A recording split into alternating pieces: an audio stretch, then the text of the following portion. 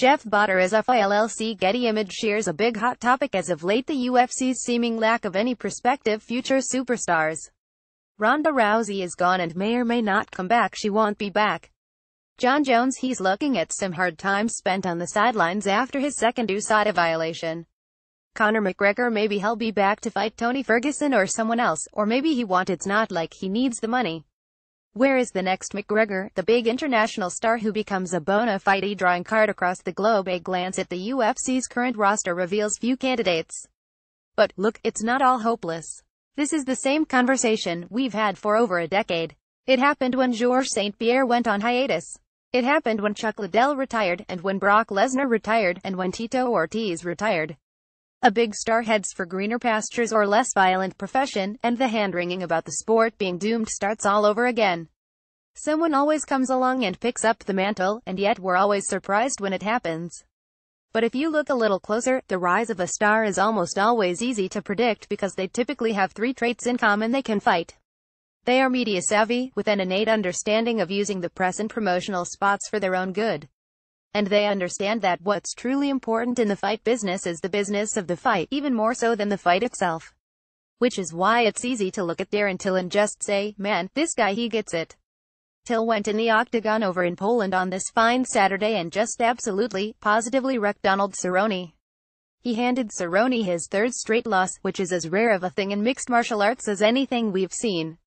And it wasn't just the wrecking, but the way he went about it and the way he told us exactly what would happen before it ever started. NSFW. The following tweet contains profane language.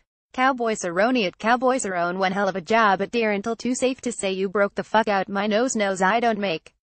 https://t.co/fexibum year 20171021230803. Till walked Cerrone down and blasted him, without fear or trepidation, much the same way Cerrone used to do to people and sometimes still does when he's actually trying to fight with intelligence instead of counting the minutes until he can pick up his envelope at the pay window. That was one trait. The second trait happened in the lead-up to the fight, when Till was everywhere telling the world exactly what he would do to Cerrone. Maybe it all seemed like so much bluster back then. Or maybe you didn't know who Darren Till was, or that he was an actual UFC main event fighter. But then the media bluster turned into fact. Till did, in fact, obliterate Cerrone and made us question if Cowboy still has the chin and the gumption to keep doing the cowboy thing. Without that performance in the octagon, well, there's only so long media bluster can hold up before fans start thinking they might be been sold a bill of goods. The third trait really only works if you've been able to deliver on the first two parts. You can win fights all day, but if you can't give an interview, there's a certain limit to your potential stardom. And you can say ridiculous, nonsensical things until you're blue in the face, but your limit is still something like, say, Artem Lobov. But if you've got the charisma, the interview skills, and the fighting down, then you've got a chance to use trait number 3 to truly get yourself over.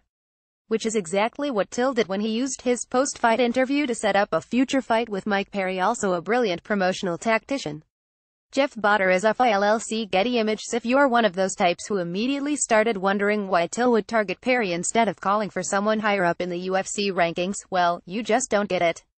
And maybe you never have. The only real thing about the UFC's rankings is just how embarrassing and devoid of reality they are.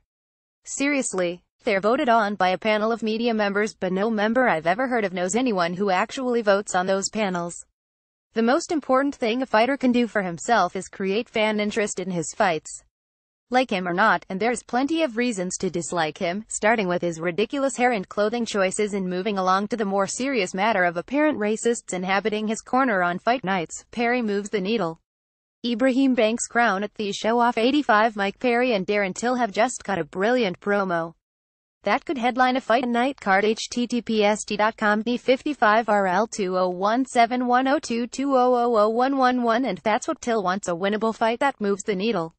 He can worry about the killers at the top of 170 later. The whole thing should give you a little bit of hope for the UFC's future.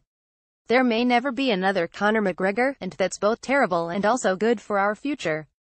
And while the UFC would no doubt love to have more Conor McGregors running around, you can be sure they're very appreciative and enthused about the prospects of Darren Till right now.